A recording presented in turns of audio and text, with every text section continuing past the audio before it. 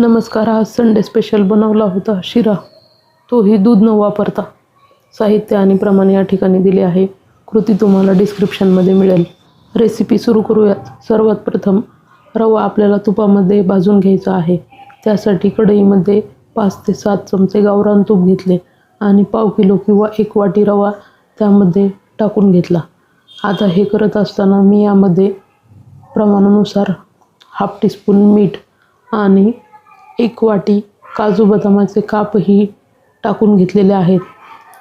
मीठ टाकल्याने कोणत्याही गोड पदार्थाला रुचकर चव येते, म्हणून आपण रव्यामध्ये अगदी थोडंसं मीठ घालायचं आहे.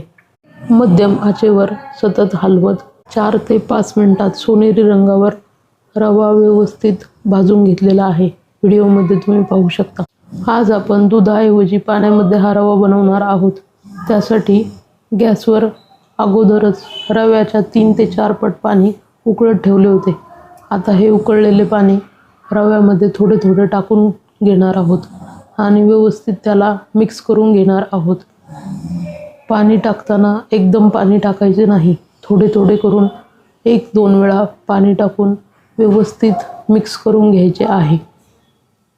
अगदी कमी साहित्य पण चवीला अगदी अप्रतिम, अगदी कमी वेळेत बनणारा आणि जवळपास सर्वांनाच आवडीचा असा हा पदार्थ.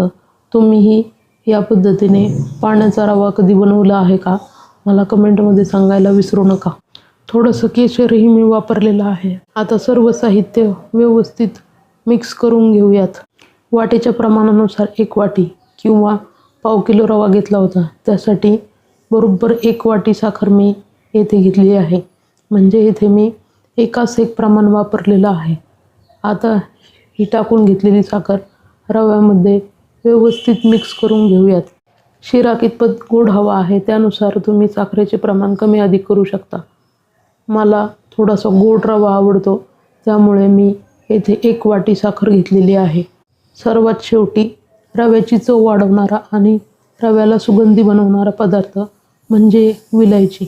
4 ते 5 विलायच्या, 5 ते 6 हिरवी विलायची बारीक करून घेतलेली आहे. आता ती मी रव्यामध्ये टाकत आहे. सर्व साहित्य पुन्हा एकजीव करून घेतले. गॅस बंद केला आणि रव्याला एक वाफ येऊ देण्यासाठी झाकण ठेवून घेतले. 5 मिनिटांनंतर आता हा रवा खाण्यासाठी तयार आहे. अगदी अप्रतिम चवीचा, सुंदर रविवार स्पेशल नाश्त्याचा पदार्थ. गरमागरम वाफळता रवा ताटामध्ये वाढून घेतला. त्यानंतर फक्त गोडच पदार्थ नको म्हणून त्याबरोबर कांदा आणि बटाटाची भजी पण बनवली होती आणि त्याबरोबर टोमॅटो केचप. संडे स्पेशल नाश्त्यासाठी आमच्या घरी अशा प्रकारचा मेनू होता. आज तुम्ही संडे स्पेशलमध्ये काय बनवले होते मला कमेंटमध्ये सांगायला विसरू नका. चला तर मग या खायला. मस्त गरमागरम वाफळलेल्या गोड रव्याचा एक घास आणि त्याबरोबर कांदा बटाटा भजी. कमी वेळेत बनणारे नाश्त्यासाठीचे परफेक्ट कॉम्बिनेशन. आवडल्यास लाईक करा. Happy cooking.